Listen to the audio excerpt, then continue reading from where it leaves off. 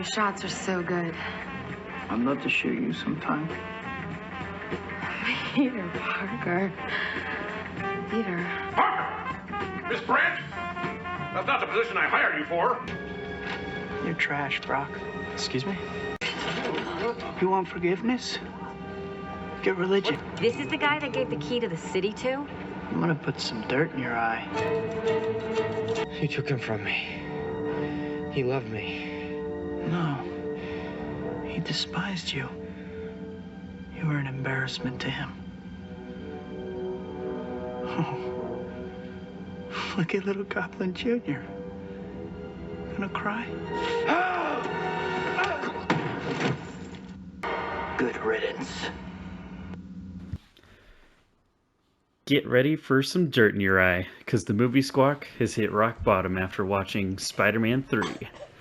Welcome back to the podcast. I'm Kyle, and with me, as always, Gigi, Hannah, and Trevor. Hello. Yo. Rock bottom. Okay. I was trying to hold it in. It's all right. It's all right. So yeah, as mentioned, we watched Spider-Man 3 from 2007. Definitely my favorite Spider-Man movie, of course. This movie came out in 2007 and has a runtime of 2 hours and 36 minutes. Really? Is that correct? Yeah. God damn. So in the summary here, we got Peter Parker and MJ seem to finally be on the right track in their complicated relationship, but trouble looms for the superhero and his lover. Peter's Spider-Man suit turns black and takes control of him, not only giving Peter enhanced power, but also bringing out the dark side of his personality. Peter must overcome the suit's influence as two supervillains, Sandman and Venom, rise up to destroy him and all those he holds dear. So, yeah. Wait, that was the synopsis? They said his suit turns black? That's it? Yeah. It mysteriously turns black. Pretty accurate to me. Who wrote this? I need to know. It was Google. Just blame Google. Breaking news: Spider-Man's suit is black. I wouldn't be surprised if that was a Daily Bugle story headline. Yeah. Probably. So looks like he's truly a menace now. So for this particular movie, if you saw the last one, we actually covered the first two, and now today we have the whole third movie as a podcast, and we have 2 questions each, so we'll get right into it with Gigi's first question. Oh, yeah. Okay, so, Spider-Man better in red or black? Just kidding. Okay, first question is, do you think it was Topher Grace's performance or the script that made this Venom portrayal weak? And then the side question, is there anyone you would like to see play or voice Venom? Okay. So, for me, I think it was a combination of both. Being an avid comic fan, I came into this movie with a very specific vision of who Venom was, and subsequently also who Eddie Brock is. And kind of in that expectation, it kind of consisted of things like, Eddie is almost twice the size of Peter Parker in real life. Yeah. Without the suit. So, that physicality was clearly lacking. I think Topher Grace was maybe a couple inches taller than Tobey Maguire, but that was really it. He didn't look the part at all. No. That physicality with Eddie Brock also makes Venom physically bigger than Spider-Man, and in the movie he looks just about the same size. So it's kind of another part of that sort of preconception I has is that, Eddie Brock is really a trash human being. And I think they definitely aimed for that in this movie, but they didn't go far enough. He just sort of seemed like a wimp. And, you know, the expectation I had of him was like, he's actually a trash human being. And then another part of that was that Eddie's whole motivation for going to the church in the comic books is that he was raised Catholic. So he has this sort of moment after Peter has basically trashed him where he's, you know, thinking of killing himself, and that's considered a sin when you're Catholic, so he went to the church to basically amend that, and that's why he's in the church in the first place. Whereas in this, they're like, oh, Peter Parker offhandedly mentioned religion, so therefore he needs to go to a church. So, yeah, I think overall, little things like this were all overshadowed in the film, and they make the movie version very, very weak. Kind of, you know, as the saying goes, a foolish man builds his house on sand.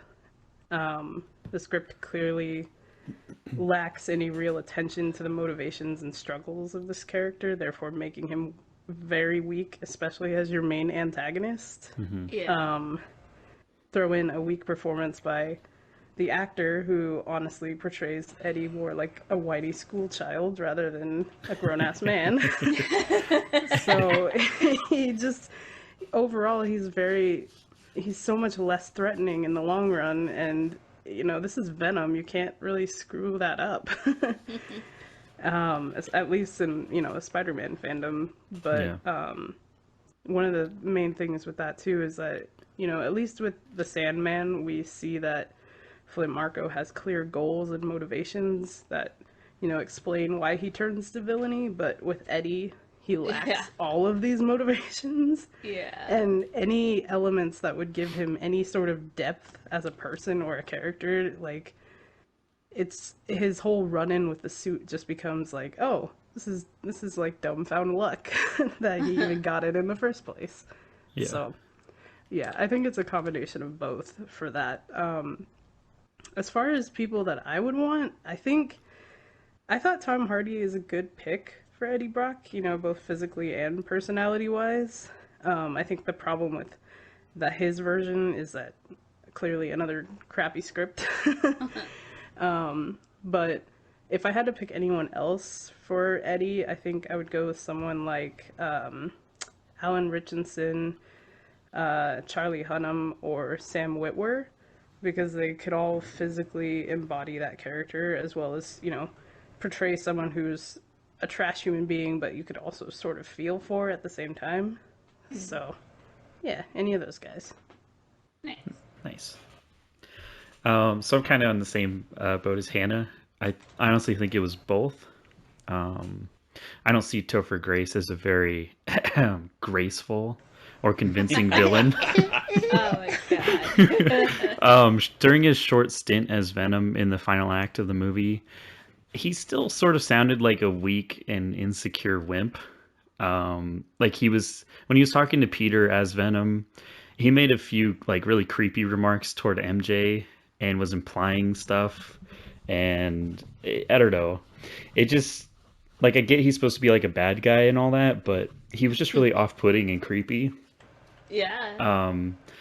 And his whole thing was all about being humiliated, and it just became this obsession that got kind of old real quick, because he just wanted to turn around and humiliate Peter Parker and wanted him dead and all that, which I get, but it was just like, I don't know. He just seemed desperate to me the whole time. And he also made a few, like, I don't know if they were supposed to be like gay jokes or whatever, but like, to me, I don't really mind them, but it was just kind of weird because, like, there was that part when Peter said to Eddie, "You got to take off the suit. It's the suit." And then Eddie just responds, "Oh, you like that, wouldn't you?" It's just like, what do you mean by that exactly? So, I mean, it's like, to me, Eddie Brock just felt childish. and that's what really threw me off. So overall, I think it's the writing and the casting that really just didn't work for me. And then as for like a side, or sorry, not a side, Side quest. side question, the side question that you asked, who would you like to see play or voice Venom? This is kind of out there, because it wouldn't even be Eddie Brock, which I feel like that would already kind of take away from Venom as a character.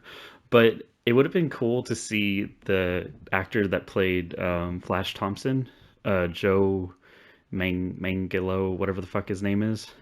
Manganiello. Yeah, that guy. It would have been interesting to see him as Venom, because like he had a grudge against Peter Parker, especially after the whole humiliation in the first movie when he just kind of kicks Flash Thompson's ass, and then Yeah, but Flash Thompson is a really huge Spider-Man fan. True, but in the comics he does become Venom at one point, so. Oh, That'd really? be cool. Yeah. Oh, damn I'd be it! all Come down on, for that. Kyle. I was like, for a second, I was like, did I come up with something that was never a thing? But no. But anyway, I would totally been down for that. Like, I could see that happening, and like just completely get rid of Eddie Brock and just have it be Flash Thompson as Venom. Like, I feel like that would actually work in this trilogy. Because I man, feel you like know, there is. that would be so cool, because like, especially if Flash was like a loser out of high school, and then he saw Peter Parker as this like star photographer at the Daily Bugle, and like all the things that he probably could have been, you know, him getting success rather than Flash himself. Oh man, that'd be perfect motivations. Yeah, like I feel like that was a missed flawless opportunity. story. Like that could have been so much better, because Flash Thompson is already an established character within the universe, and obviously he wasn't in the second movie and was hardly in the first movie, but you could make him a character in this movie that has motivation, that has, you know, a reason for being in this story. And like, I don't know, I feel like if they did it right, it really could have been something. But I don't know. That's just my thought. Take my money, I'll fund your movie. You trash, Flash. And it rhymes, damn it.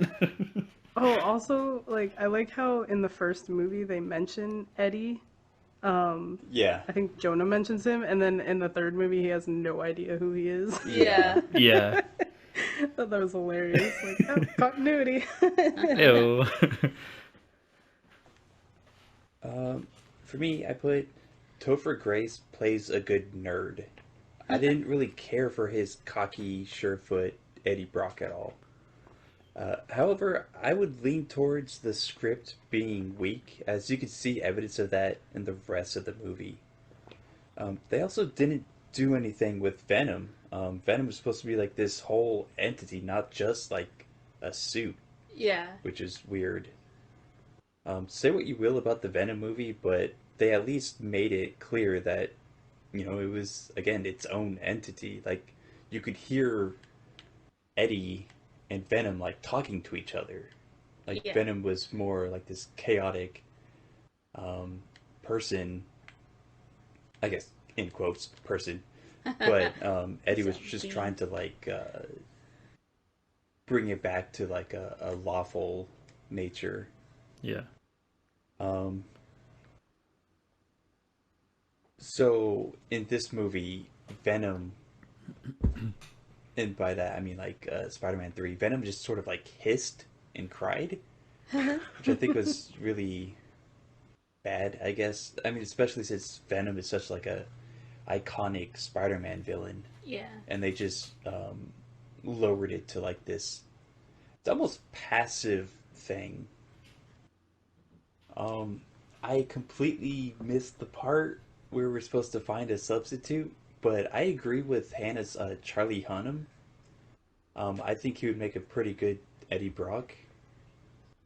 And not only that, but they need to add a voice for Venom just to establish like this is an alien that came to Earth and Like, it has its own intelligence. Otherwise, it's just goo that moves on its own. Goo.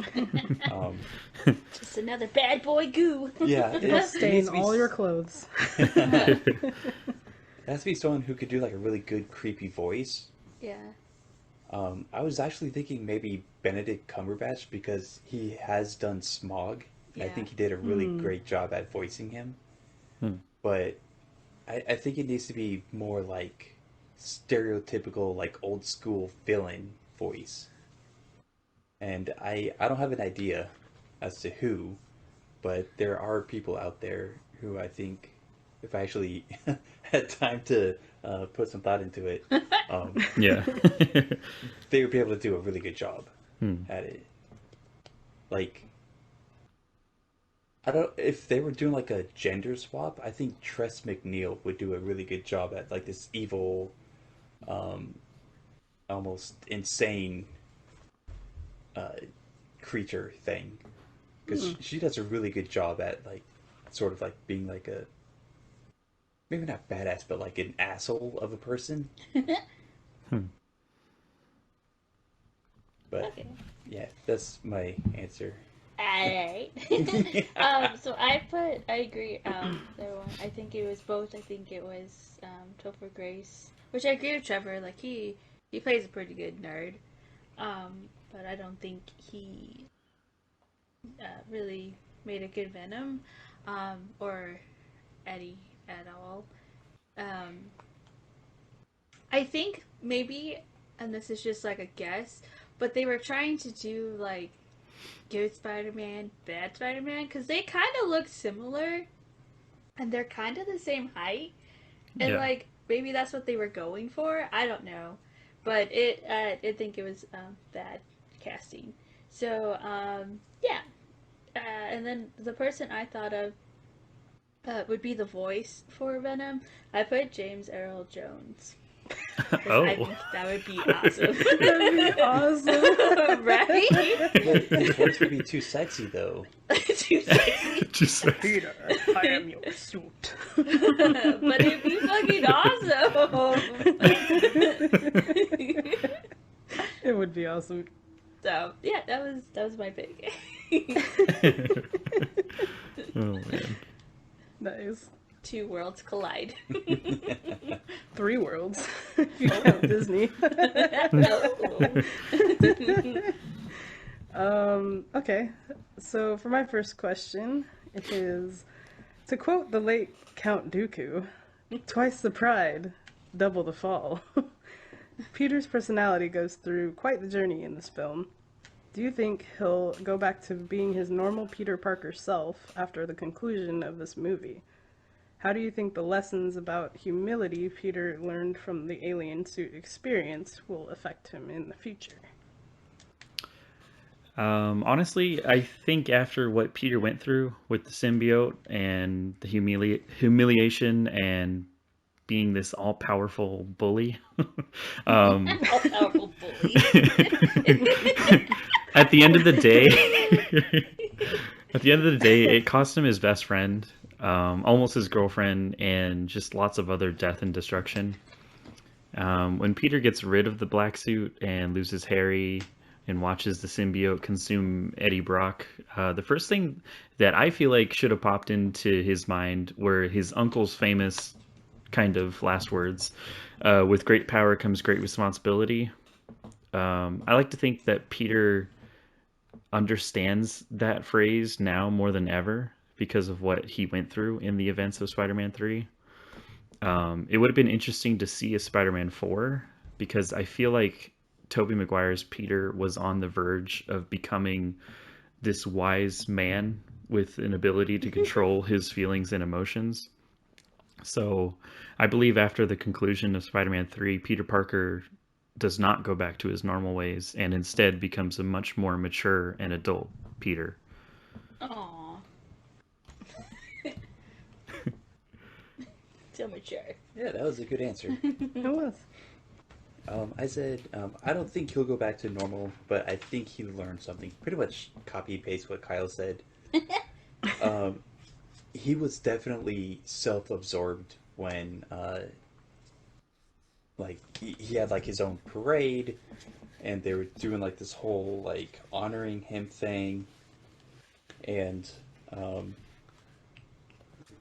that it's something that Aunt May foreshadowed by telling him husbands need to put their wives first. Like he was totally like, oh, I completely understand what you mean because Spider-Man so and so, and Peter ultimately he rejects the suit with difficulty, and I don't think he would put like zero thought or ignore the warnings of like fellow scientists and then just like jump into something brand new. Like I think he would be a lot more cautious going forward, Yeah. especially since they are bringing Tobey Maguire back into the MCU, or I guess bringing him into the MCU, where there are like aliens already established. I can see him having like a fear, or maybe just being very wary of like anything that's not from Earth. But I don't know what the whole premise is of the next Spider-Man movie and how like they're gonna bring in the two other Spider-Men, but if it's going to be like a continuation of like each movie, like if this is pretty much going to be like this is what Spider-Man 4 would have been like for him, or this is what the Amazing Spider-Man 3 would have been like, then I can see him, like Kyle said, like being a whole lot wiser, a whole lot more wary of what's going on. Definitely humble, like very humble. Yeah. And probably like maybe like a mentor figure for the Tom Holland Spider-Man. Like I had to go through all this shit. Here's some like really harsh lessons that I had to learn that I'm now teaching you, or something like that. So you mean like the Spider-Verse? Yeah. Yeah. Maybe a little chunkier too. Yes. Too much Got pizza the time. chins for those. Okay, so I put, I hope he changed. I think that, kind of like what Trevor and Kyle said, he's no longer, I put naive, he's no longer, up in his little cloud of Spider-Man is the best, Spider-Man is amazing, so it kind of brought him down to like Earth's level again, and made him realize that Spider-Man's just part of his life, not his whole life. And yeah, that he has other people and other things occurring in his life. Yeah. Yeah. That's nice. That's nice. I agree. I personally don't think Peter will ever be the same after that experience. I don't think the movie does it quite justice, but I think that Peter does gain some real trauma from the effects of the suit and the implications of his actions while he was wearing it. I think it's also important to realize that the entirety of the film, centers around pride and ego, and I think that's something that Peter had fallen victim to, kind of like Trevor was saying. He'd fallen victim to that even before acquiring the suit. And you can see as the film progresses, like, the suit only amplifies both of those elements in Peter to extremes. Yeah. And it kind of shows you that clearly he needed a slice of humble pie prior to having that suit. Yeah. It was kind of hard when I was thinking about this question because, you know, at one level, he kind of has earned it. You know, he's getting this praise of Spider-Man after being dogged down for so long. Yeah. So it's hard for me to like completely shame him for feeling that. And, you know, at the end of the day, he's still just a human being. So Yeah. falling into this like prideful phase is something that, you know, the audience can totally understand. But Yeah. the important thing obviously was like we all learned that pride and ego are not things you can live your life obsessed with. Both will always lead to a downfall because humility is such an important life lesson. So I think Peter will continue to keep his ego in check after the movie ends, knowing now that, you know, people look up to him because he's a hero, and by definition that he's not in this business for the glory. He's in it because it's the right thing to do, and that takes humility. So, Yep. yeah. All right. So moving on to my question for today, one of the questions. So when MJ is forced by Harry to quote unquote break up with Peter on the bridge, why does she follow through with it? In my eyes, it would be so easy for her to just warn Peter about Harry regaining his memory. But not once does she mention that in the scene. So what do you guys think? I think it was possible that she was just kind of like gauging what her relationship was like, and maybe she was looking for an out. Like this is a way to get out of the relationship, and then kind of like, oh, it wasn't me, it was Harry. You know? Yeah. I wouldn't put it past her. Yeah, Harry's the scapegoat. I mean, they did mention like early on in like the previous two movies, like, I've loved you, I've always loved you, and like now they're finally in this relationship, which people, you know, they'll act differently. And she's seen him like before Spider-Man, and then it took her a while to realize that he was Spider-Man. So like she's seen a couple different Peter Parkers, and now she was kind of dealing with this self-absorbed, big ego Peter, and she didn't like it. So she's like, I don't want to deal with this person. Like, I already have a lot of shit going on in my life. So in other words, you think it was like a selfish choice on her part? It could have been. They don't go into it at all. I think it was just sort of, you know, plot device. Yeah. But she could have, at the very least, warned him. Like, even if she didn't want to be with him anymore. That definitely would have been the decent thing to do. Yeah. But I think, first and foremost, it was just plot. Like, they have to break up, so, like, Peter, he kind of feels, like, all alone. He loses the one thing he wanted the most, and then he finds out, like, his best friend is the reason why, blah, blah, blah. Yeah. But it is... The other guy. Yeah, it is also possible that she went through with it because she was trying to find a way out of the relationship. Yeah.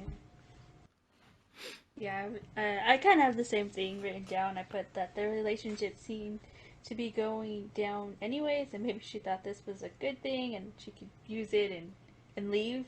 But I also feel like if she cared about him, she could have warned him. And I put Harry doesn't have super hearing, or maybe he does with his little green goblin He stuff. is rich. He is rich. Could have had, like... They were on a bridge. Yeah, he could and have he planted something on her back or I something. know. Or he could have said, like, I'm listening. But, like, I think she should have, or she could have warned him. She could have wrote a little note. Yeah.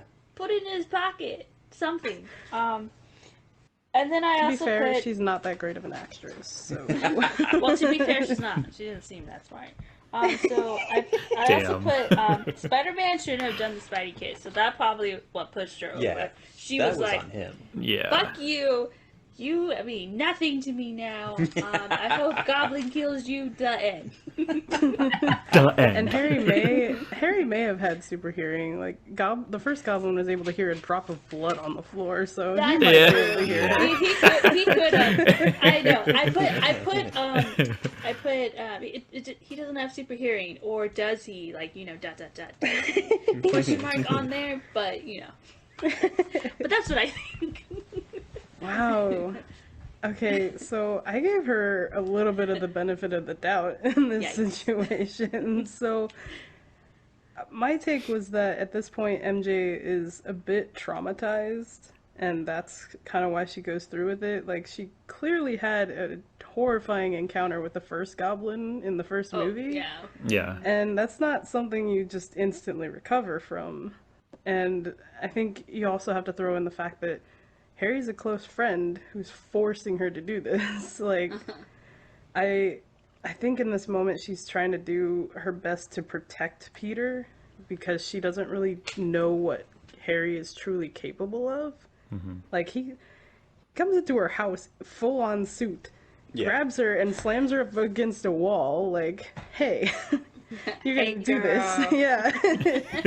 So I think she has an idea of what the original goblin was capable of, and she, you know, clearly knows the stakes of what the goblin could do to anyone because she fell victim to the first one like twice in that movie.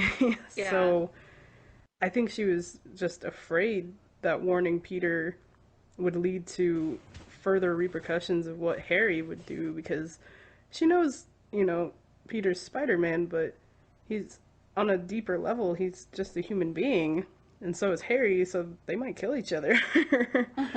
So I gave her the benefit of the doubt and said she's just afraid to do it, and it was her way of protecting Peter, but I don't know.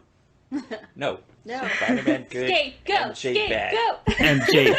MJ poo poo.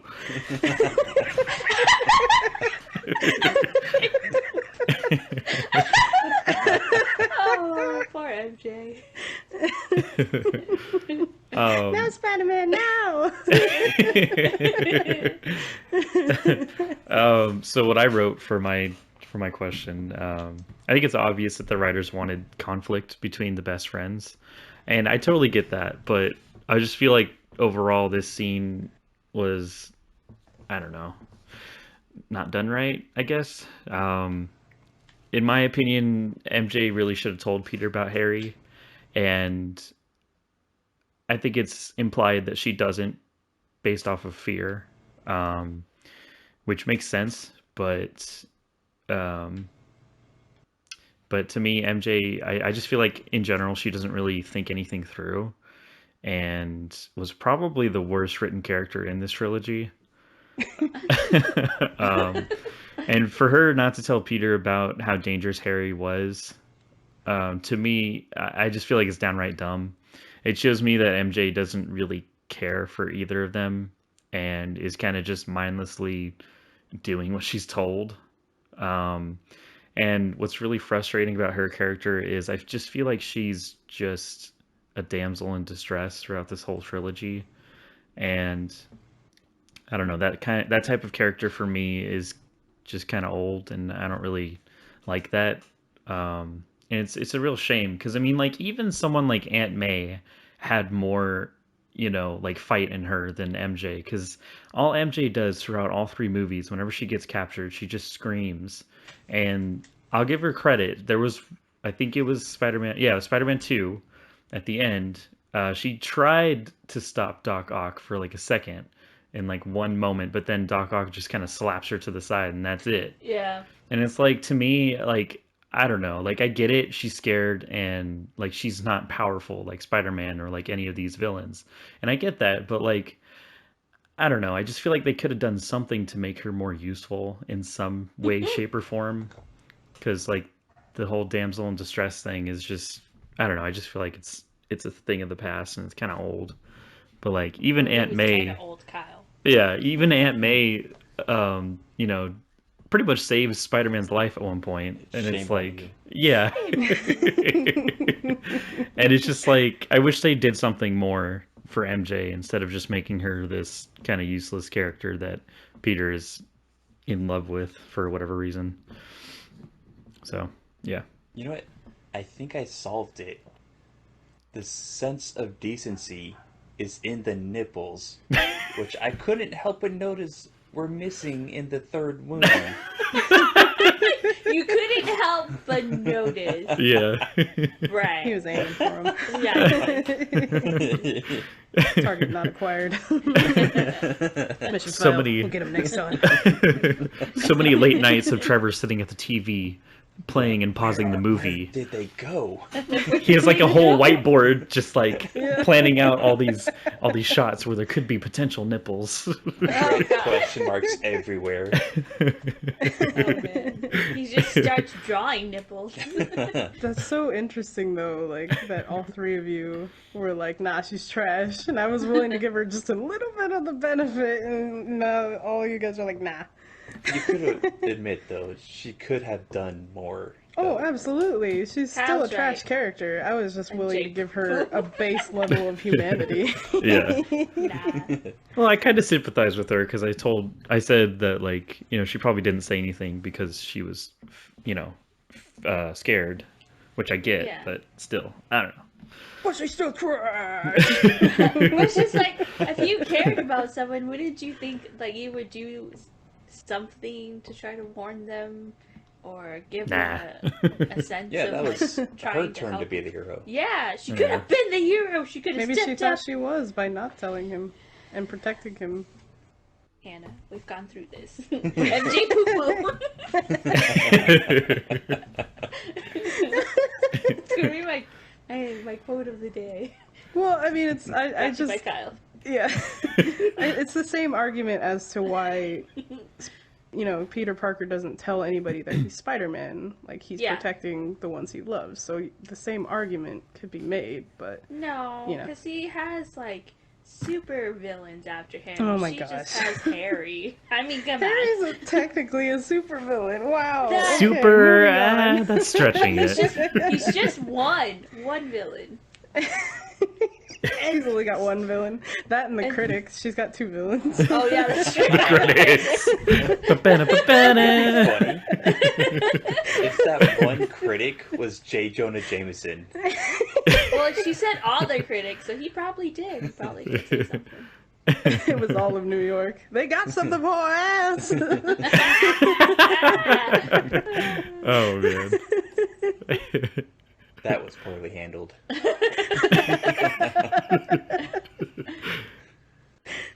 Okay, anyway. If they removed... Okay, you guys ready? Yes. If they removed Flint Marko and therefore Sandman, do you think the movie could have been improved by focusing on Harry and Venom? And Mudman. On a Harry Venom. Yeah. Some Harry Venom. Oh. I put that I think so, but I just feel like this movie just has so much happening. But I also I wouldn't miss him if he wasn't in it. So I don't think his presence did much for the movie, other than the fact of like, here's someone that wants Spider-Man dead again. Or the bank scene. I mean, how else would was it the bank scene? No, that's the other movie. The second movie. You're thinking of the bank truck, I think, right? Well, yeah, there's a Yeah. truck and The truck. more bags of gold. Yeah. Which is so stupid. They don't need to show something like that in the movie. No. Instead, you replace it with like more Venom, or I'm gonna say that in my answer. Oh, okay, yes. But yeah, I don't think he would be missed if he was taken out. Good The only thing I'd riddance. probably miss would be his sequence of his intro, the rocks, because that was probably pretty cool. But that's it. In other words, no polo after the Marco. You don't want to find him. No, Marco.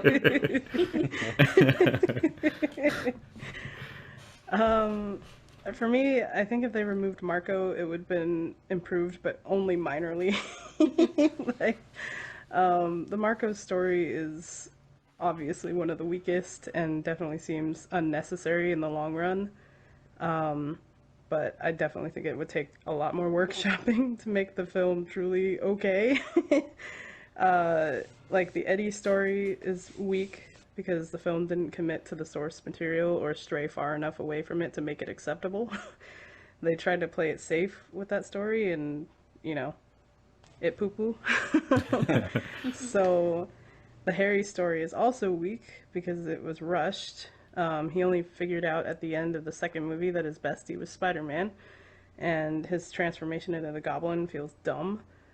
I think if they had saved Harry for another movie, maybe showed that he was doing shady Goblin stuff in the background of this movie, then we could have seen a bigger payoff in a future movie. But, you know, despite them having plans for a fourth movie, it really seemed like they were throwing all the Spider-Man eggs into this movie's basket as if they were never going to make one again. It ended up, you know, a lot more like the final Star Wars film, which was too much and too unfocused. So, yeah. Interesting. My answer is, I think yes. I think they'd have to improve on Venom's character as well, because like I mentioned earlier, Topher Grace isn't really convincing enough for me. But for the most part, I do enjoy the overall conflict between Harry and Peter. And if they focused on Venom and Goblin Jr.'s storyline, I think the story would have been much cleaner and easier for the writers and actors to handle. But I mean, I did enjoy Flint Marko to an extent, but making him Uncle Ben's killer was just this shock value that was completely unnecessary. And I just feel like it was lazy writing, and made the story unbelievable because I might go on a tangent here with something else, but why on earth would the NYPD be completely quiet about Uncle Ben's true killer until he escaped? Like, the entire reasoning and like the police chief and the whole department, it just didn't make sense to me at all. Plot. It was like they didn't really care, and it was just stupid writing. Like, the first thing the police chief says after one of his police officers says, "Flint Marko just escaped, sir," and he responds with, "And?" Like, what? That's literally your problem and your responsibility. What the fuck do you mean, and? So, I mean, I don't know. Someone needs to fire that guy. But I mean, bottom line is, any of these villains could have worked really well if they just had, you know, more of a focused plot and had better writing and just made storylines that were more genuine and believable. So, I mean, it's either you take out Venom and you focus on Harry and maybe put Sandman in there, or vice versa. I mean, whatever you want to do, but I just feel like there was just too many storylines that they tried to cram into this movie, and it just didn't really work. Yeah, definitely. I put, with no Flint Marko, there'd be no reason to retcon Uncle Ben's death at all. However, I did think of a scenario. If they introduced Flint Marko in the first one, like, they knew right off the bat that there were like two people involved, and Spider-Man only finds out like he only finds out about one of them. Like, he goes to the one guy, ends up he trips over backwards, falls out, dies, and like he thinks that's the end of it. But if they introduced Flint Marko like way early on, then they could have like expanded on that. But since they just threw him in at what felt like the last second, they needed him to be more connected to Spider-Man. So with his absence, there would have been more time if they kept, the same amount of time, to develop Venom as his own thing, or its own thing, or show Harry plotting against Peter, like actually like fully jumping in as the Green Goblin. Yeah. I would have preferably gone for more Venom. Green Goblin is like Spider-Man's arch nemesis, but Venom is definitely like the more popular one. Yeah. Like, if people are asked like who's Spider-Man's best enemy, like, I'm gonna say probably like 9 times out of 10 it's gonna be Electro. Venom. Yeah, oh yeah. Jamie Foxx, come on the podcast. Okay, can I tell you my pitch? I wrote this down, and I literally wrote, if Trevor asks what your version would have been. So, I would have focused solely on Venom, with Harry again in the background. Focus on Peter's growing ego problem. Focus on the isolation that he's feeling from Harry, because Harry's literally blocking him completely from his life. Focus on something maybe happening to Aunt May that might be keeping Peter up at night. Really highlight the rivalry between Eddie and Peter at the Bugle. You know, make him overconfident and cocky, both as Peter and as Spider-Man, to the point where he makes a mistake. Oh. And then insert the alien suit right there. The rest can play out from there, especially if they get someone to write the script who truly has a love for the source material and will know how to change it appropriately to create, you know, a thrilling retelling of this story. Yeah. Yes. I'll fund your movie, you fund mine, Hannah. Yeah! $1. $1. That's all it takes. Gonna make it out of popsicle sticks. It'll be stop motion animation with some yeah. I want to be on the set decor team, whatever. Heck yeah, you're hired. Right. Like getting paid in jelly beans. Yeah. If they focus on Venom, then they could show, like, they could have the Harry as Green Goblin, and then like Venom takes MJ because of course, why not? And then he goes to Harry and he's like, he has MJ. And then it shows like how they have to team up to fight Venom, who at this point has become like nigh impossible to stop. It's like they needed the teamwork to defeat Venom, and don't just like throw metal bars into the ground and then like throw some grenade that somehow implodes. I don't know why he was imploding, but or where he even got that grenade. Like, I get Harry was there, but like it wasn't even established that it dropped and just was conveniently placed for Peter to use it. Or like show off that Peter is smart and he's a nerd and he could make something. Yeah. Well, I think they kind of took that away without using his web slingers. True, but he's like in college for... Yeah. Yeah, come on, nerd. Stupid nerd. I feel like it was an opportunity missed. Yeah, it shows him more as like a book nerd instead of like a... Street smart. Like a tinkering nerd. Street smart nerd? A wise guy. Get over here. I'm swinging here. I got a doom device. I got a math book. I might hit you over the head with it.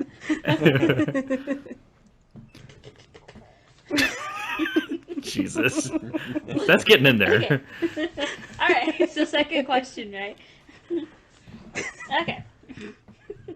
Aunt May tells Peter in order to be a good husband, a man has to be understanding. He has to put his wife first before himself. Do you agree with Aunt May? If you don't, she'll be heartbroken. She'll finish it for you.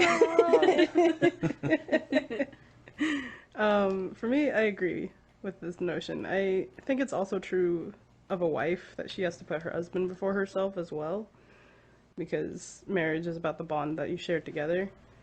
I think if anyone comes into a bond of marriage with an ego, it's going to be very unbalanced and you'll end up getting someone hurt. So when you marry someone, you know, you're giving up yourself to the marriage. You're giving your efforts to loving someone for presumably the rest of your life. And quote unquote. There's no room for ego there. So yes, it's important to love yourself too. But in a marriage, it's more important to support your partner, husband or wife, and commit to loving them. Yeah, I agree to an extent. I feel like Aunt May is pretty old-fashioned, and I'm sure she means well, but in today's world, I almost expect a relationship, at least one that's going to be successful, to really be 50-50. It's important to put your significant other before yourself for their sake, but I don't think that they should rely on you to do that for them every time. in Peter and MJ's case, I mean, they're both adults and they both have to put Are they in the effort for the relationship and for their lives.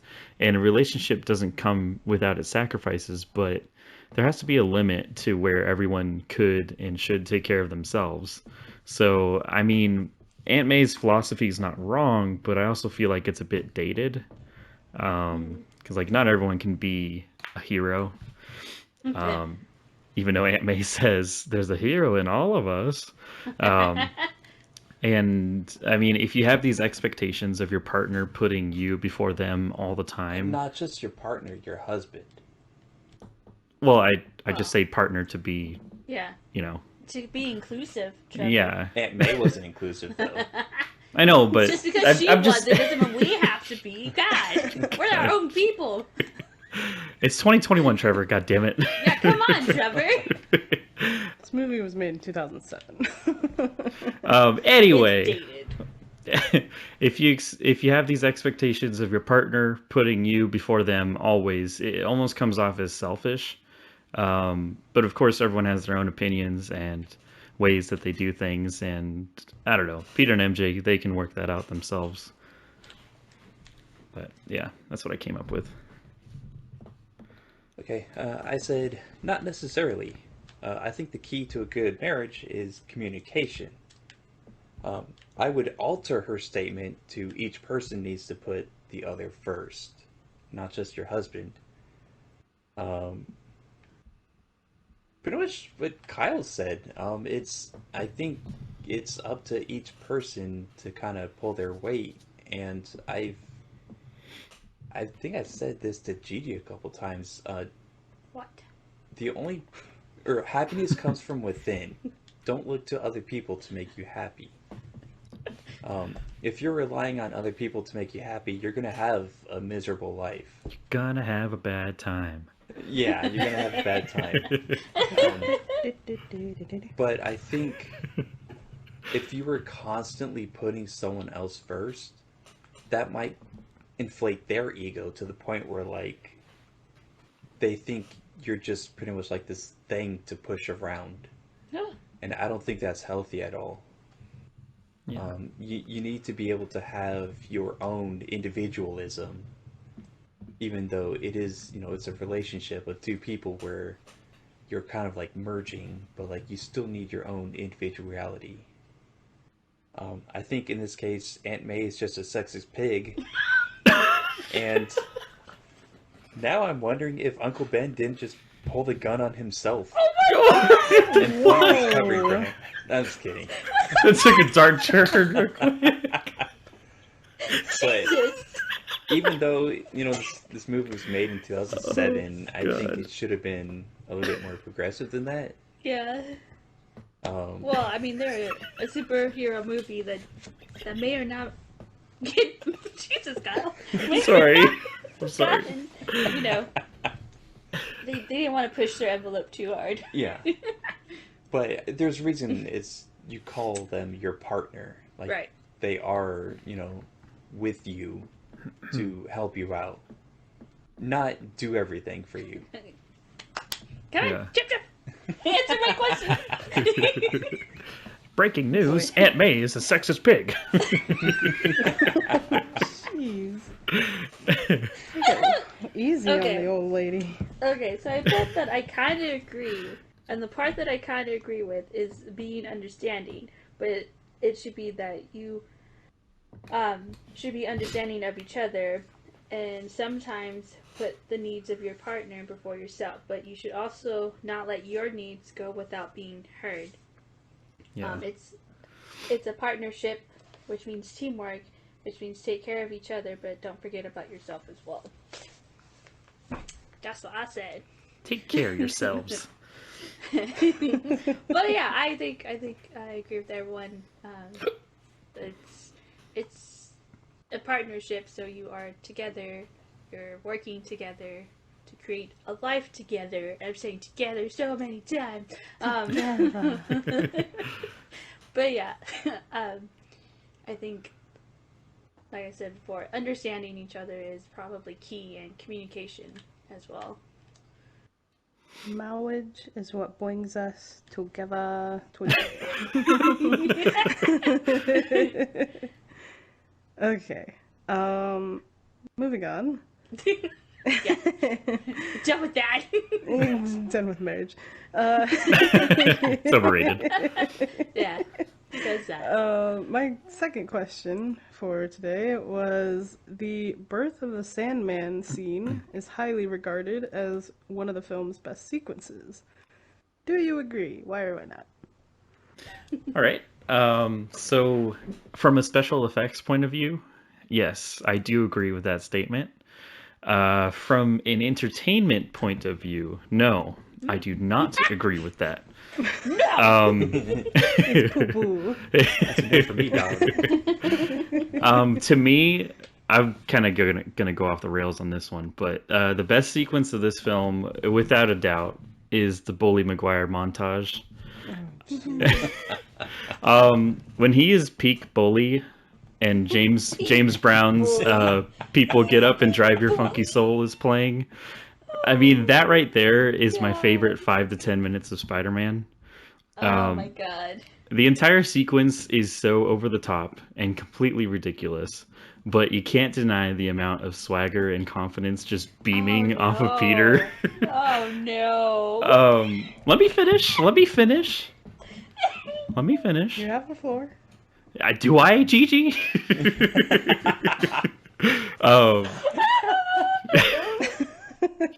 It's a hilarious sequence that, in my eyes, never gets old. And whenever I watch this movie, that part for me, it just gets better and better. It's timeless, it's funny, and honestly, a really great performance of someone just being a complete douche. But I love it. I never thought a superhero movie could make me laugh so hard, and I just admire this scene because people take things so seriously. And yes, like I said before, this whole montage is completely ridiculous, but it's meant to be ridiculous. And I mean, that's what pains me whenever people complain about scenes like this in movies. It's not meant to be taken seriously, but a lot of people miss that point and they just want to complain about it because it's not what they'd expect from this type of movie. But for me, this scene, it's so refreshing because it shows you how a serious movie, it can be funny and it can be fun. And when people trash that scene, it's almost like they're afraid to have fun. The way I see it, just enjoy it for what it is, because people spend so much time on what they'd expect a movie to be and not just enjoy it for what it is. So that's my 2 cents. And thank you for coming to my TED Talk. So Kyle, you want to actually answer my question this time? Oh. Yeah, I was gonna ask you to repeat the question, Hannah. Seriously? I answered it. I said from a special effects point of view, yes, I do agree, but from an entertainment, I told you it was going to go off into a tangent. Longer answer about Tobey Maguire. You want to talk about sequence. Hey, I'm just saying. That's just my opinion! Y'all said I had the floor, so I went ahead with what I had. Now dig on this. Okay. Sandman. Origin story. Got it. I do. This film, it doesn't really have a whole lot going for it visually or otherwise. The visual effects team must have done a lot of overtime to make these rocks look the way they did. I mean, that was definitely believable. It wasn't just, like the same rock over and over and over and over. Like, they were differently shaped rocks, different colored. Like, well, I don't know how much effort goes into it, but they must have, put a lot of time into that one scene. I wouldn't be surprised if, there was just a whole team dedicated just for that scene. I also imagine they probably did a lot of, research, a lot of playing in sandboxes or something. Just to go okay, well, if you move the arm this way, this is how the sand is gonna fall or something. Can you imagine it a kid's playground? It's just a bunch of adults sitting in a sandbox. Excuse me, kid, I'm doing something important here. Sorry, that's the VizDev team from Spider-Man 3. Yeah. But yeah, visually, like this was a really good scene. That's my answer. I'm gonna start off by saying I hate sand. So of course, gets everywhere. Okay, so I put it was definitely amazing to watch. Just the gradual grains of sand coming together to form like a body. Like I put Chef's Kiss. Like it's great. I do enjoy it, but I also thought it was kind of long. So,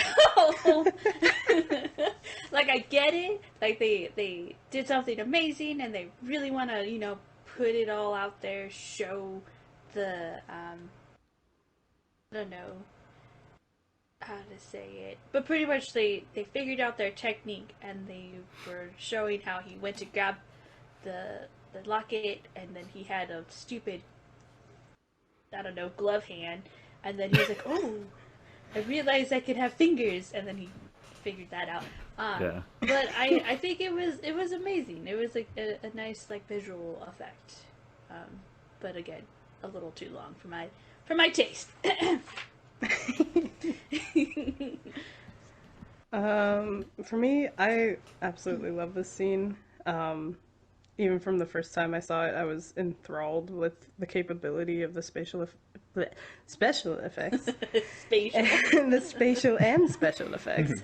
And I was also really fascinated by the story that they could tell without using any dialogue.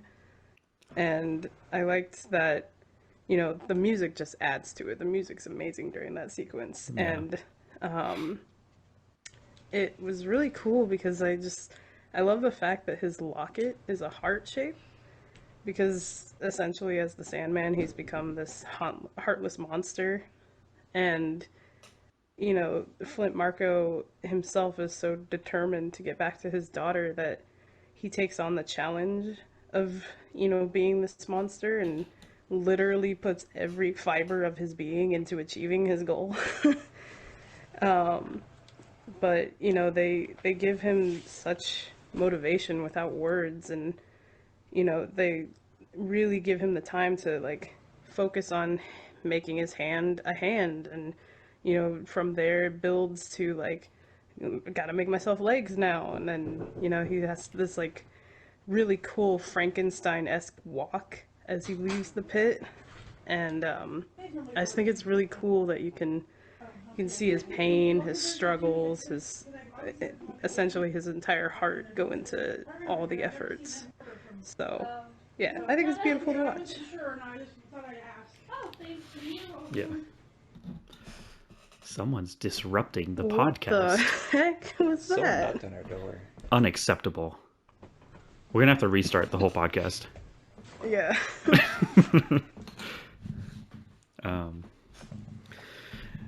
God damn it, that really threw me off.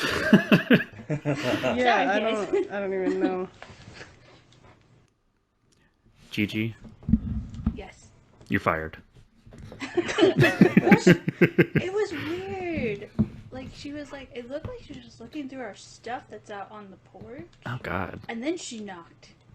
What weird. did she say?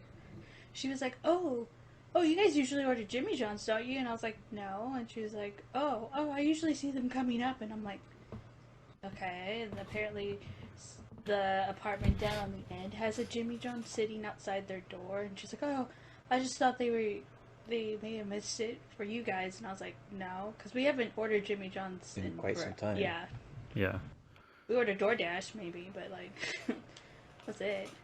So it was weird. Weird. Yeah. Anyway, so my question for today. So Eddie turns into Venom. Peter turns into a cocky emo douche. What do you think you'd turn into if you were consumed by the symbiote? Symbiote. My answer's pretty quick. I'd probably just turn into a giant narcissist, thinking that I'd be able to get away with anything. Not you already? Ooh. It sounded like a dying wolf or something. It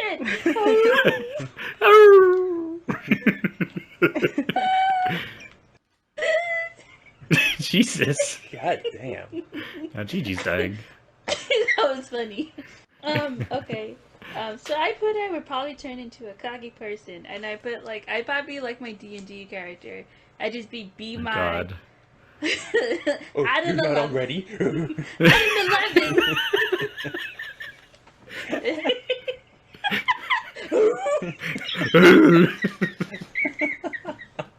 God damn. We're off the I'm rails getting now. mad. Oh. Yeah. That's me. Okay. I think I'd probably be some sort of mix between Venom and Carnage. I think the symbiote Oh. for me would feed on a lot of like suppressed anger and rage. Would end up Carnage. turning into some ugly representation of that, so it wouldn't be pretty. It'd be Trevor. I'm hideous. Don't look at me. For me, I put that I'd probably turn into some like superhuman, like kind of like how Venom and or Bully Maguire are. So I just wrote that I'd be a really good athlete, but then I'd develop like this like overconfidence and cockiness, and it would just consume me to the point where I'd just be super intense 24/7.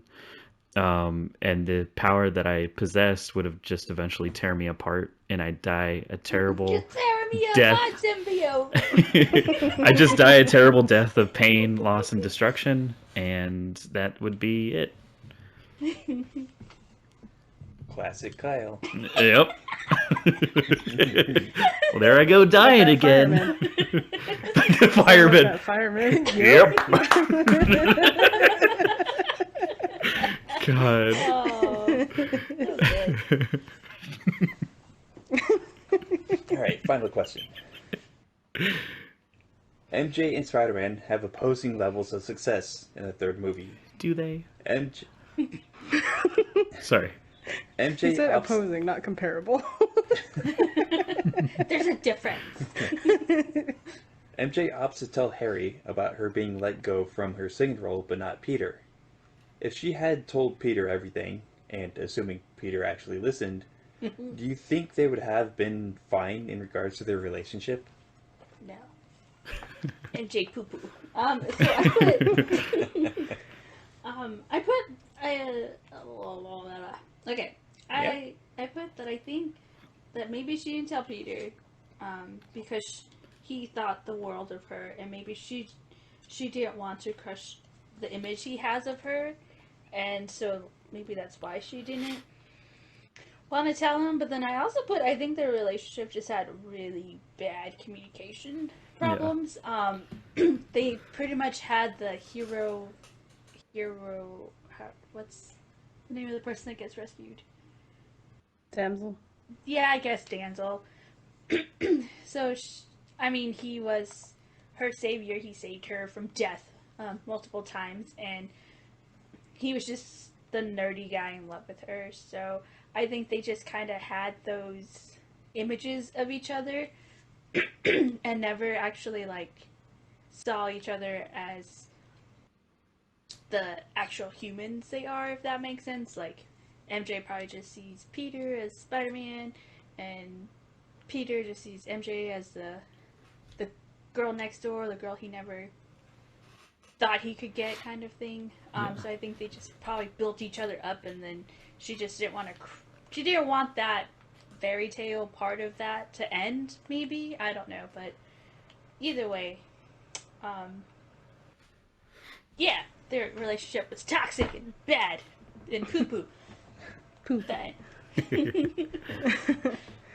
I said probably not. The relationship needed way more work than solely that, and I think Peter's ego was definitely one of its problems before. I think it would have been the correct step on MJ's part, because, in telling Peter that all of that had happened and everything, she would be giving up on her own ego to tell him the truth. However, Peter would also have to give up his ego and be honest with her, especially, in the parts that are specifically in this film, like about how he was feeling regarding Marco and, you know, not shutting her out of that part of him. So both of them are really crappy at relationships in this movie. Yeah. But Yeah. they both need to take steps in order to fix it. And I think that would have been one of the correct steps on her part. Yep. Yeah, I mean, I feel like also to an extent, if MJ had really told Peter everything and Peter actually listened, I think it would have been something in the right direction of their relationship. Because in the actual story, Peter, I mean, he's just completely oblivious to MJ's feelings. And, you know, at some point, you really can't blame Peter for that entirely, because I feel like MJ just didn't talk to Peter and told him, you know, and never really told him about what she was going through. And even even at the end of the movie, like throughout the whole thing, it's like MJ never really does tell Peter. We never see that. It's just Harry tells Peter, and it's like, I don't know. But Oh, lies. yeah, because of that, it definitely made it seem like Peter was just all about himself. And for the first half of the movie, Peter almost seems like a narcissist, because he just goes on and on about how great his life is. And MJ never gets him to shut up and listen to her until it's too late. So I feel like the fault of their relationship falling apart is really on both of them. It's just like what you guys were saying. It's just sort of a lack of communication from both MJ and Peter. And furthermore, I think Peter's just lacking like being there for MJ. Yeah, because I feel like if they just talked about how they were both feeling, things probably would have been at least better. The fact that Peter heard about all of MJ's struggles from Harry was a serious slap in the face for Peter. It showed him how little attention he was giving to MJ, and I do appreciate the lesson that they were trying to go for with that. But yeah, I don't know if it would have saved the relationship, but I mean, at the end of the movie, it seems like all is well and it's like a happy ending, but I don't know. It's just kind of cheesy overall. Yeah, I think it would have been a step in the right direction.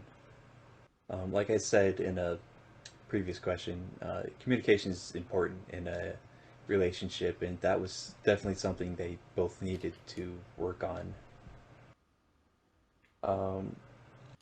I think, well, she says, I think maybe a couple times, like, you don't know how I feel. Yeah. Yeah. And that was probably like her cue to, like, you know, go more in depth about like what's going on, and she doesn't. It's just, you don't know how I feel, so I'm gonna cut you off. Well, to be fair, I don't think he really let her explain. Yeah, I mean, that was definitely his fault. He Yeah. interrupted, but still, Oh yeah, Spider-Man gets bad press all the time. You just gotta get back on the horse. yeah. Don't give me the horse feet. But if she actually, or if Peter actually let her talk, I think Peter definitely would have sympathized, because, I mean, you could see, like, MJ really was, like, the most important person to him, besides Aunt May. Like, he Yeah. really cared for MJ. So I think he would have definitely sympathized, and then probably would have tried to make her feel better by doing whatever, whether it's, like, using his Spider-Man powers or just using his Peter Parker powers. But I think he would have at least attempted to cheer her up. Yeah. I definitely. Oh, sorry. You know, go ahead. No, I was gonna make a joke, so it's okay. It wasn't anything important. But yeah,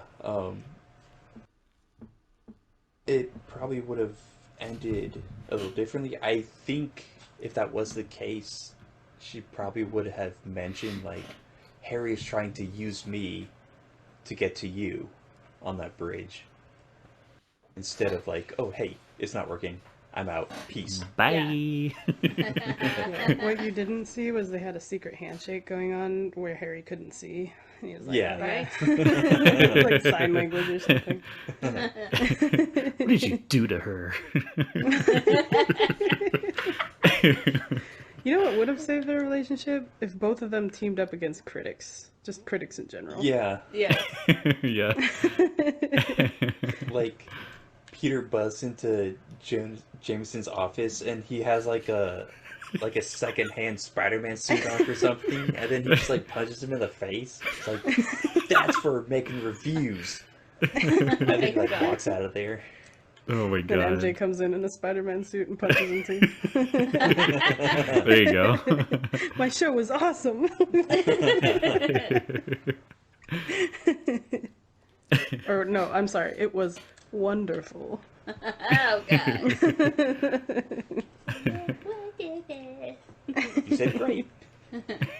You said great. Because great is the height of applause. Yeah, of course. That's what I look Top for grade. in a compliment. You were great out there, kiddo. Oh boy. Okay, so that's all the questions for Spider-Man 3. So now we ought to move on to the Rotten Tomato scores, as we do in each of these podcasts. So this one's interesting, kind of. So we got a critic score on Rotten Tomatoes of a 63%. Oof. Oof. And then an audience score of 51%. Oh, Big boy. oof. So, what are your guys' thoughts on that? I don't know. I don't have an answer yet. Okay, so what was the critics? 63 63. and 51. If anyone has an answer, go ahead. I'm Okay. gonna think about it. I think I would have given it a 65.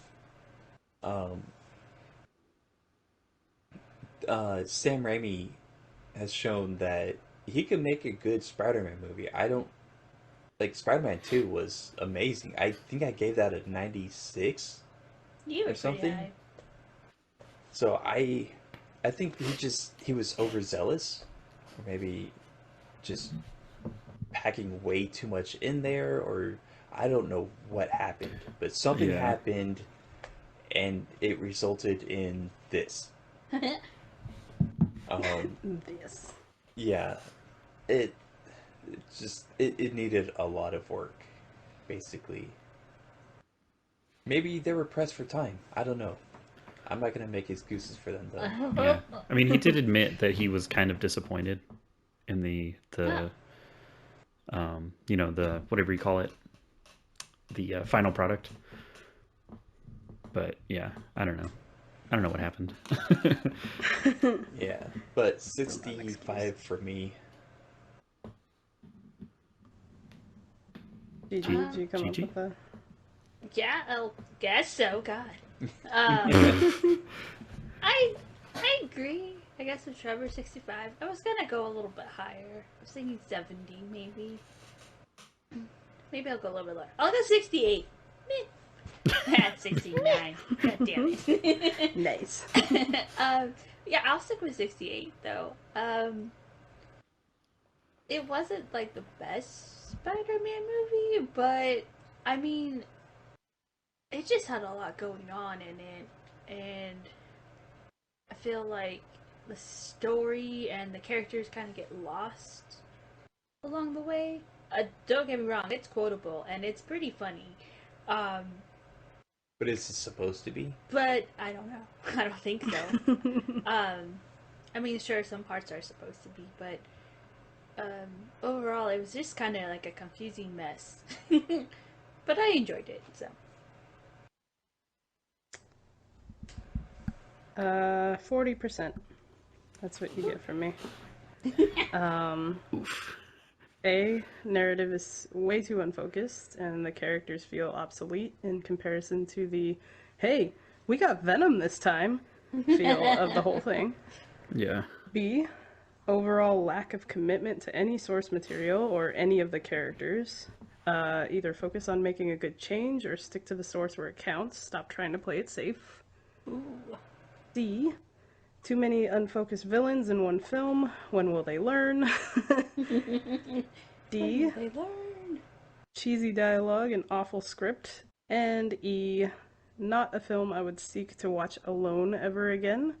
I definitely think it's better with people, especially for the nostalgic cringy moments, but I would not watch this on my own again. All right.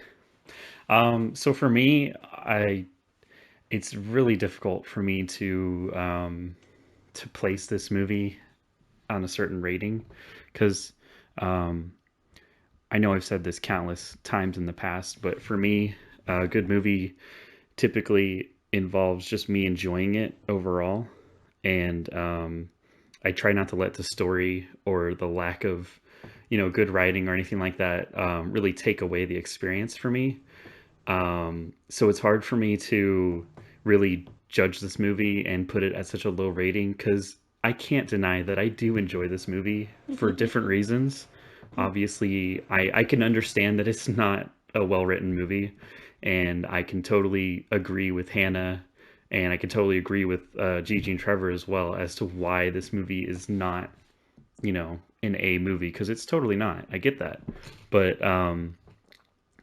when it comes to my personal feelings on this movie, it all just comes from the memes. And, I don't think that this movie, like the lack of, the bad storytelling or anything like that, it really doesn't take it that away from me. Like, the overall experience for me is still enjoyable. And I don't remember what I rated Spider-Man 1 and 2, but I would probably... I know they were pretty high. Yeah. I struggle with this movie a lot because, like I said, for me, it's the memes that make it good in my book. And I would probably put it at like an 85 because I just enjoy this movie. And despite the bad storytelling and the acting and whatever else, I just think from an entertainment view, that's like the lone reason why it's an 85, because I can just sit back and laugh at it.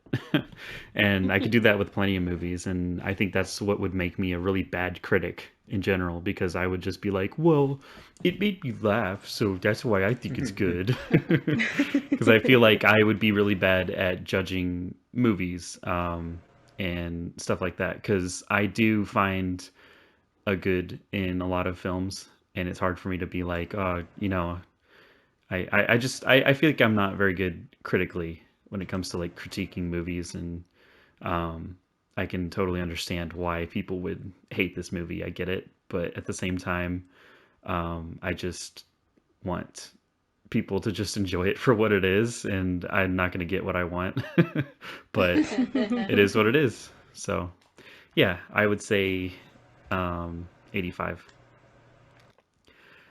And then we got something you would change about the film. I can go first again.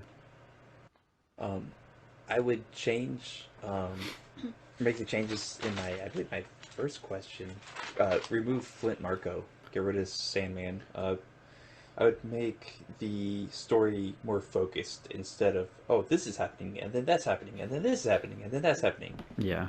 Just focus on one villain, two absolute max. Like, we don't need 3 different bad guys in one movie. Are you sure? Yeah, that's what I would change.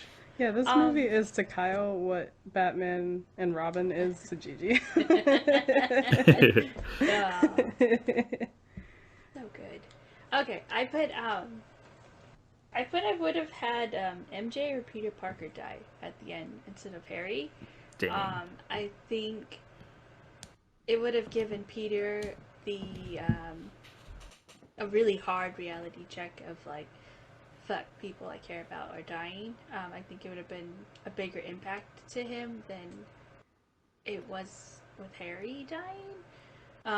And then for Peter Parker dying, I think it would kind of show, like, he can't handle it all by himself. But I also would have appreciated a Miles Morales movie, so I think that would have been an interesting intro for him to pop up there as well. So, yeah. I don't think Miles existed back when this movie came out. Well, he should. He should exist all the time. Even if he did, I don't think the Tobey Maguire trilogy deserves him.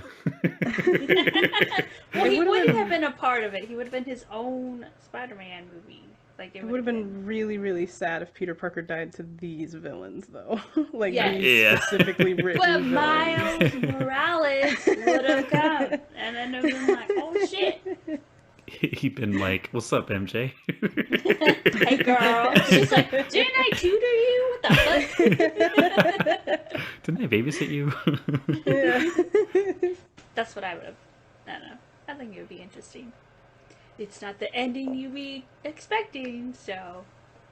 Also, I feel like I went too dark with the last one I said I would change, so. It's alright. Another Spider-Man one. Still death, but tamed. Tamed death. What is this movie missing? Tamed death. For me, it was the entire script. Scrap it, start over. Flush down the toilet. Yeah. Focus on the characters and their struggles. We've obviously seen this done successfully in the previous movie. They, were on that high. All they needed was to do that again, but improve upon it, make the appropriate changes, take the things that worked and make them better. And I think the audience would appreciate that much more than the half-ass crap they gave us. Now, would it help if they went through with a Spider-Man 4 and it was the best out of the 4 movies? Or would you rather see a redone Spider-Man 3 still? Ooh, that's a tough one, because after 3 and,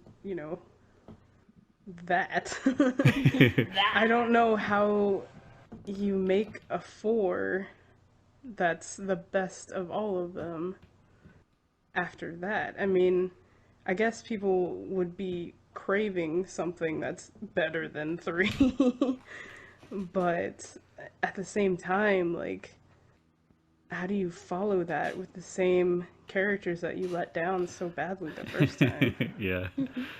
Like, I don't know. I think I don't know that I could look at 4 as the best of the trilogy or quadrilogy, whatever you want to call it, after seeing that, unless Spider-Man 3 was different. Gotcha. So just fuck you, Spider-Man 3, rewrite it. Fuck you, Spider-Man 3, you're poo-poo! Yeah, poo-poo! Yeah. Thanks for the memes, but sorry. Yeah, keep the memes, rewrite the movie. For me, I think I would probably change. I don't really have a preference, but just get rid of one of the main villains and just focus on the other. Because I think I mentioned it earlier. I think they could have made a really, well put together movie if they just focused on one of those villains that they chose for this movie, whether it be Sandman or Venom. I don't have a personal preference because I like the idea of both characters. But I think they should have just saved one for another story or just completely gotten rid of it altogether. Because I like the ideas of both characters, but I don't know, it was just such a mess putting them both into this movie on top of the conflict between Harry and Peter, and it was just too much for me. So just get rid of one of those villains and focus on the other, and I think it would have been a lot easier for everybody involved. Everyone. Yeah. And then what was your favorite part of Spider-Man 3, or parts? Mine was Bruce Campbell as the Mater D. Peter Becca. Just the like constant like, get over here, like we're doing this now, and then like, oh no, go away, we're not doing this now, you fool. And then also Ursula. Ursula was just so cool.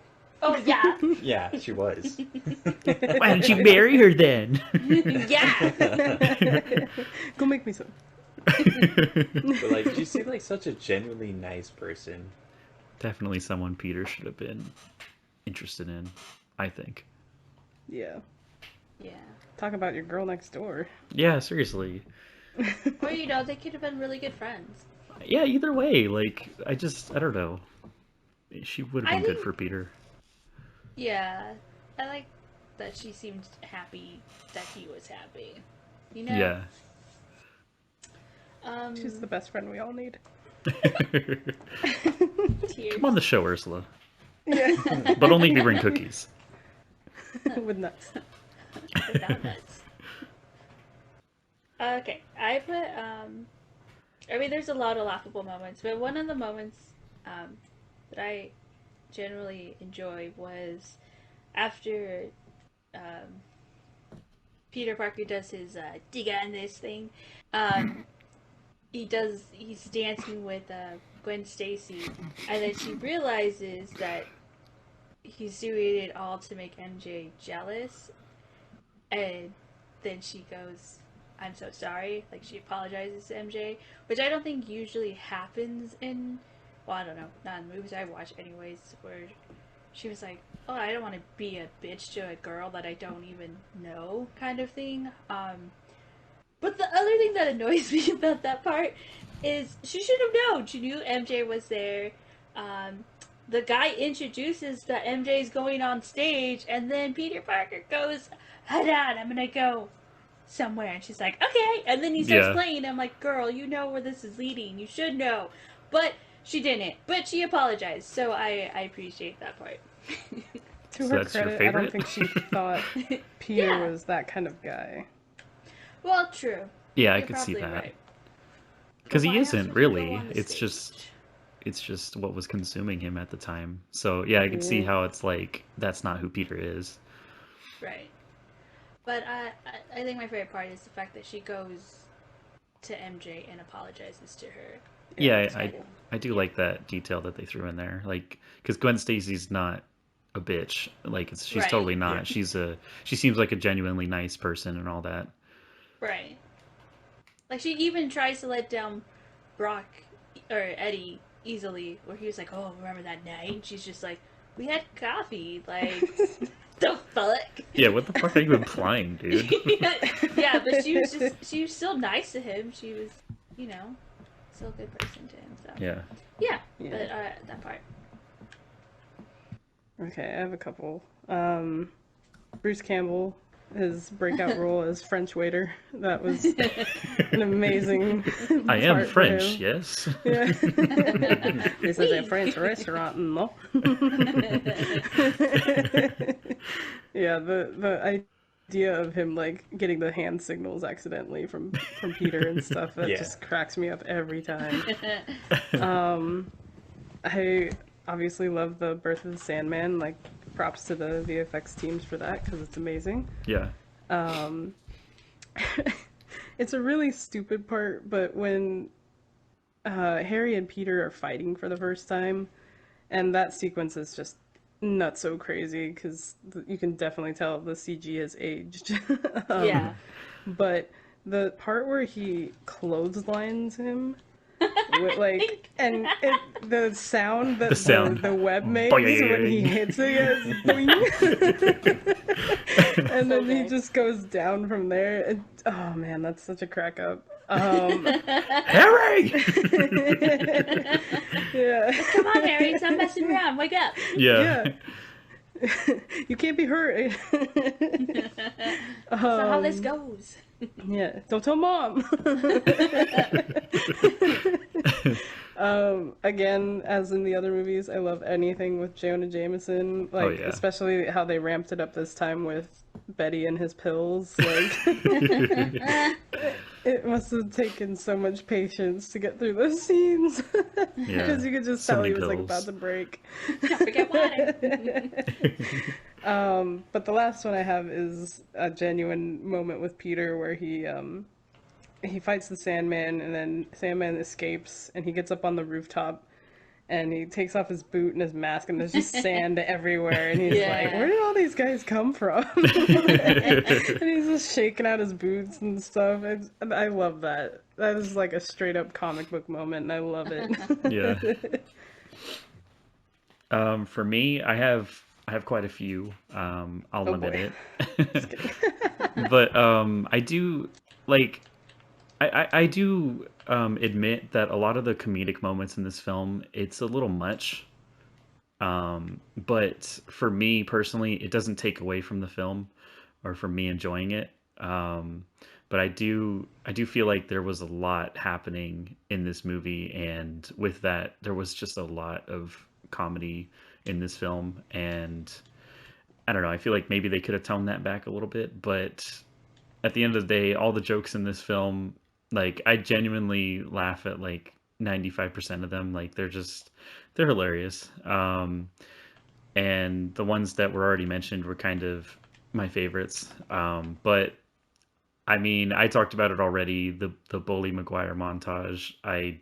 It just never gets old for me. It's just a walking meme, and I love it. It's how it goes. Yeah.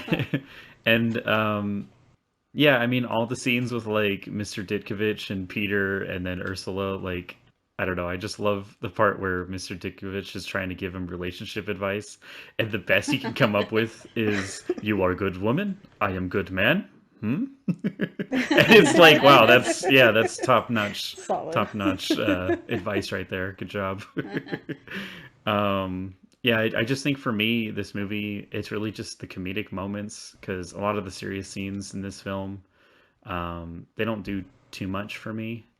I don't know. I mean, they did what they could. I do like some of the moments with Tobey Maguire. You know, like, I think he's in the right, like when the police department is telling them for the first time about Flint Marko. Like, I do believe that Peter is right for like blaming them and saying like, no, you're not doing your job. Like, this is bullshit. Like, I think that was a good performance from Tobey Maguire in that scene, because he's right. I mean, it's so dumb that they just completely just overlooked that and didn't even mention it to the family, and it's just like irresponsible. And despite the shit writing, I think Toby did a good job on that particular part.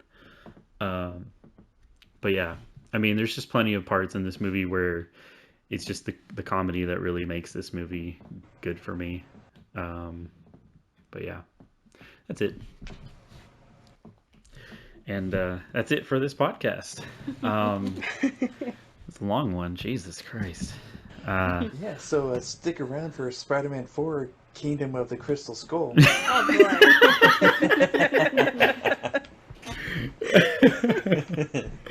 Oh, Classic. man. Yeah, totally. But yeah, no, do stick around for the next episode, which will be Gigi's podcast, or her movie pick, I should say. Me? All about moi. And stay tuned for more of the homie Squawk. And yeah, until then, don't get any dirt in your eye. I was gonna say that. If there's any movies y'all want us to watch, put it in the comments. Yeah, absolutely. Put some Or movies not. in the comments, and we'll watch them. Probably, maybe. Just no pornos, because that would be yeah. awkward. Spider-Man 3.5. Oh gosh. The stiletto God. version. Everyone's Alright. in heels, baby. Now dig on this. God. All right. Well, that was fun. See you guys next time. I can't make a spider Bye-bye. Nice.